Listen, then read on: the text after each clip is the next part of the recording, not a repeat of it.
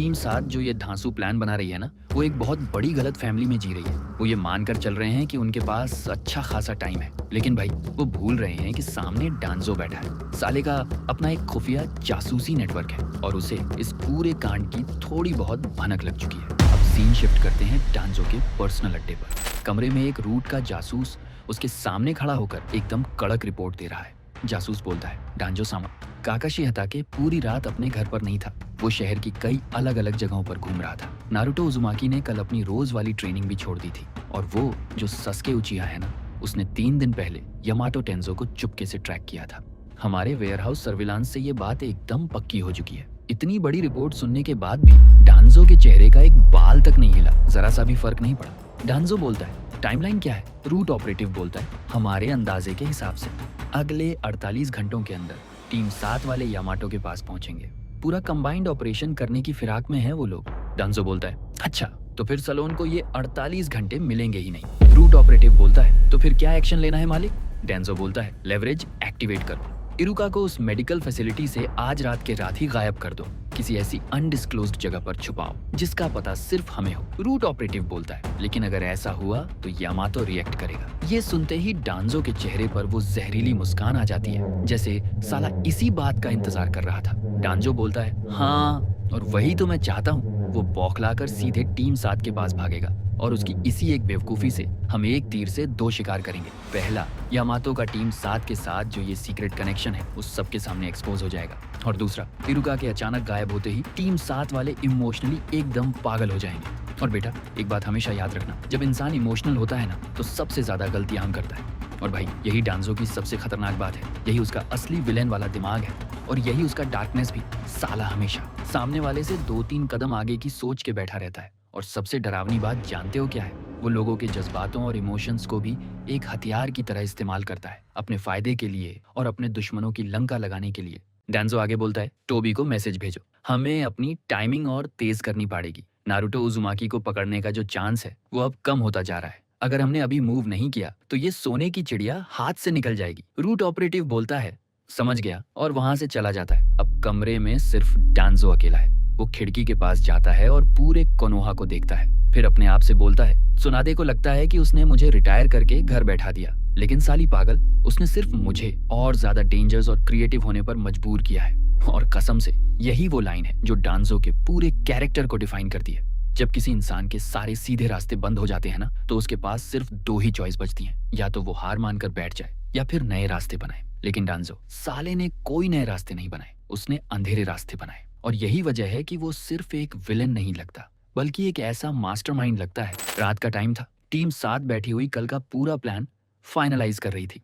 कल कहाँ जाना है, कैसे मूव करना है, हर छोटी बड़ी डिटेल पे बात चल रही थी। तभी अचानक काकाशी के अपार्टमेंट के दरवाजे पर जोर से नॉक होती है। काकाशी जैसे ही दरवाजा खोलता है और सामने यमाटो को देखते ही वो एक झटके में समझ जाता है कि कुछ बहुत बड़ा कांड हो चुका है। यमाटो का चेहरा एकदम टेंस हुआ था, पर वो किसी तरह खुद को संभालते हुए बोलता है, काकाशी, इरुका वो उस मेडिकल फैसिलिटी में नहीं है, वो गायब है। आज रात शिफ्ट बदलने के बीच में ही साले उन्हें कहीं और उठा ले गए। ये सुनते ही काकाशी ने एक पल के लिए अपनी आंखें बंद कर ली, जैसे उसे पहले से ही डर था कि यही बकचोदी होने वाली है। काकाशी बोलता है, अंदर आओ। काकाशी के उसी कमरे में एक इमरजेंसी मीटिंग शुरू हो जाती है। काकाशी, यामातो, नारुतो, सासुके और कारी सब आमने सामने। यामातो अभी भी पूरा कंफ्यूज्ड था। वो सब की तरफ देखता है और पूछता है, अबे तुम लोगों को ये सब पहले से कैसे पता है? काकाशी उसे पूरी कहानी तो नहीं, पर जितनी जरूरी थी उतनी बातें समझा देता है। डांजो का वो गंदा लेवरेज नेटवर्क, इरुका का चक्कर और मेडिकल फैसिलिटी का पूरा कांड, सब कुछ। यामातो चुपचाप सब सुनता रहता है। उसके चेहरे पर एक साथ कई सारे इमोशंस आ जा रहे थे। पहला तो गिल्ट, इस बात का कि साला वो इतने सालों तक डांजो के तलवे चाटता रहा, उसके दबाव में जीता रहा। दूसरा रिलीफ कि चलो अब वो इस दलदल में अकेला नहीं है, उसके दोस्त उसके साथ हैं। और सबसे ऊपर इरुका को लेकर एक अलग ही लेवल का पैनिक। यामातो बोलता है, डांजो ने मूव कर दिया, इसका मतलब साफ है उसे हमारे प्लान की भनक लग चुकी है। सासुके बोलता है, हाँ हम पर भी नजर रख रहे थे। यामातो ने धीरे से अपना सिर घुमाया और सीधे नारुतो की आंखों में देखा। वो कुछ समझाने की कोशिश करने लगा। नारुतो, मुझे तुम्हें सब कुछ साफ साफ बताना चाहिए था मैंने, पर भाई नारुतो ने उसे बीच में ही टोक दिया और बोला, बाद में, अभी सिर्फ इरुका सेंसेई, ये 2 शब्द।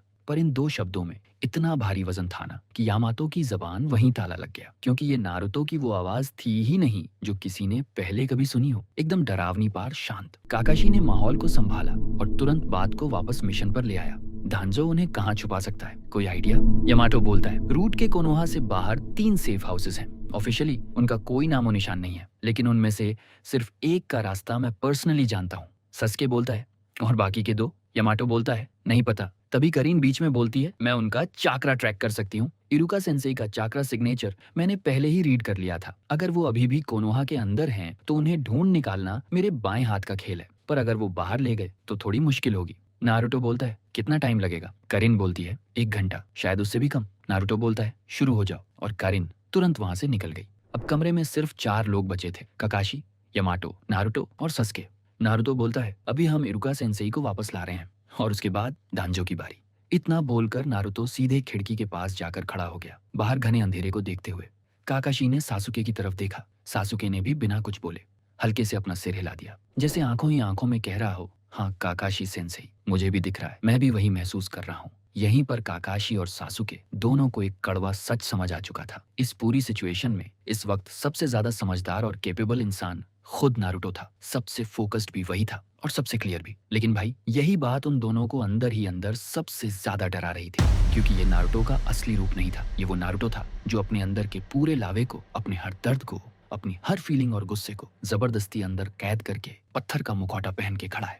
लगभग 1 घंटे के बाद करीन वापस लौटती है। उसके चेहरे के हाव भाव देखते ही सब एक झटके में समझ जाते हैं कि बंदी खाली हाथ नहीं आई है, उसे कुछ ना कुछ सॉलिड मिला है। वो बिना समय बर्बाद किए बोलना शुरू करती है, मिल गया। इरुका सेंसेई अभी भी कोनोहा के अंदर ही है। नॉर्थ सेक्टर में अंडरग्राउंड रूट का एक ऐसा बंकर है जो अनरजिस्टर्ड है। नारुतो बोलता है, कितने दूर है? करीन बोलती है, अगर हम लोग फुल स्पीड में जाएं तो बस 20 मिनट। नारुतो बोलता है, वहाँ कितने गार्ड्स हैं? करीन बोलती है, 3 चक्रा सिग्नेचर्स तो एकदम पक्के हैं, शायद चौथा भी। नारुतो धीरे धीरे मुड़कर अपनी पूरी टीम की तरफ देखता है और बोलता है, प्लान एकदम सिंपल है। कैरेन, तुम पेरीमीटर पर रहोगी, अपना चक्रा सेंसिंग ऑन रखना। अगर कोई भी ऊंच नीच या तो सबसे पहले हमें अलर्ट करोगी। फिर वो यामाटो की तरफ देखकर बोलता है, यामाटो, तुम्हारा वुड रिलीज उस बंकर के स्ट्रक्चर को बिना किसी आवाज के कमजोर कर सकता है। हमें फालतू में सीधे लड़ी झगड़ा करने की जरूरत नहीं पड़नी चाहिए। अब वो घूमता है सासुके की तरफ और बोलता है, सासुके, तुम अंदर घुसोगे, एकदम साइलेंट, एकदम फास्ट, जो भी करना भाई, बिना चूं चप्पड़ के निपटाना। फिर आखिरी में काकाशी की तरफ मुड़कर बोलता है, सेंसेई, आप कवर और एग्जिट का रास्ता संभालोगे और मैं खुद अंदर जाकर इरुका सेंसेई को बाहर लेकर आऊंगा। काकाशी ने नारुतो की पूरी बात एकदम ध्यान से सुनी भाई। फिर उसने एक कड़क सवाल पूछा, और डांजो के वो एजेंट्स जो वहाँ पहरा दे रहे हैं, उनका क्या करना है? नारुतो बोलता है, न्यूट्रलाइज, अगर पॉसिबल हो तो बिना जान लिए निपटाना। काकाशी ने तुरंत दोबारा पूछा, अगर पॉसिबल हो? नारुतो बोलता है, हाँ अगर पॉसिबल हो। सिर्फ इतना ही बोला उसने, लेकिन काकाशी ने उस जवाब की गहराई को अपने दिमाग में नोट कर लिया। वो अच्छे से समझ गया था कि इस वक्त नारुतो के दिमाग में क्या बारूद चल रहा है। तभी सस्के बीच में बोला, अंधेरे में निकलना ही बेस्ट रहेगा भाई, कवर भी ज्यादा मिलेगा। नारुतो बोलता है, हाँ ठीक 2 घंटे बाद सब रेडी हो जाओ। प्लान फाइनलाइज हो जाता है, सब अपनी अपनी तैयारी के लिए वहां से निकलने लगते हैं। लेकिन काकाशी वहीं अपनी जगह पर रुका रहता है, क्योंकि उसे नारुतो से अकेले में 2 बातें करनी थी। अब कमरे में सिर्फ 2 ही लोग बचे थे, काकाशी और नारुतो। काकाशी बोलता है, नारुतो। नारुतो बोलता है, हाँ सेंसेई। काकाशी बोलता है, ये सब तमाशा खत्म होने के बाद तुम मुझसे भी बैठकर बात करोगे, ठीक है ना? नारुतो थोड़ा हैरान होकर पूछता है, क्या मतलब? काकाशी बोलता है, मतलब ये कि जो कुछ भी तुम अभी अपने अंदर दबाकर रख रहे हो ना, वो इस मिशन के खत्म होने तक तो अंदर बंद रह सकता है, लेकिन उसके बाद उसे बाहर आने देना, उसे हमेशा के लिए अपने अंदर मत बंद करना। ये सुनते ही कसम से बस एक छोटे से पल के लिए नारुतो के चेहरे से वो पत्थर वाला ब्लैंक मुखौटा हट जाता है और उस मुखौटे के पीछे एक थका हुआ, सहमा हुआ बच्चा दिखाई देता है, जो अंदर से पूरी तरह टूट चुका है। पर ये पल सिर्फ 1 सेकंड का था। अगले ही पल वो फिर से खुद को कंट्रोल कर लेता है। नारुतो बोलता है, हाँ सेंसेई, बाद में, और इतना कहकर वो कमरे से बाहर निकल जाता है। अब काकाशी कमरे में अकेला था। वो खिड़की के पास जाता है और बाहर कोनोहा को देखते हुए मन ही मन बोलता है, मिनाटो सेंसेई, आपका बेटा सच में आपसे भी कहीं ज्यादा मजबूत बन चुका है, लेकिन स्ट्रेंथ का एक और रूप भी होता है, अपने दर्द को महसूस करने की हिम्मत रखना। और नारुतो अभी उस मुकाम पर नहीं पहुंचा है, और यही बात मुझे सबसे ज्यादा डरा रही है। और अब सब अपनी अपनी जगह पर तैयार है। आज रात टीम 7 और यामाटो मिलकर इरुका को रेस्क्यू करने के लिए निकलने वाले हैं। ऊपर से देखने पर तो ऑपरेशन बहुत सिंपल लग रहा है। 3 गार्ड्स हैं, एक अंडरग्राउंड बंकर है और बस वहां से बंधे को उठाना है। लेकिन ट्विस्ट तो यहीं पर है। डांजो साला पहले ही इस चाल को एंटिसिपेट कर चुका था और उसके हाथ में अभी भी एक आखिरी इक्का बचा हुआ है जिसे उसने अभी तक शो नहीं किया था। टोबी यानी ओबितो उचिहा, डांजो का सबसे खतरनाक कनेक्शन। ओबितो ने डांजो से पहले ही एक सीक्रेट डील कर रखी थी। उसने साफ कहा था जब नारुतो इमोशनली सबसे ज्यादा कमजोर और बिखरा हुआ हो, ठीक उसी वक्त मूव करना, क्योंकि उस हालत में उसका एक्सट्रैक्शन सबसे आसान होगा। डांजो एकदम सटीक टाइमिंग टोबी को बता चुका है और वो टाइमिंग है आज रात। सयोनारा।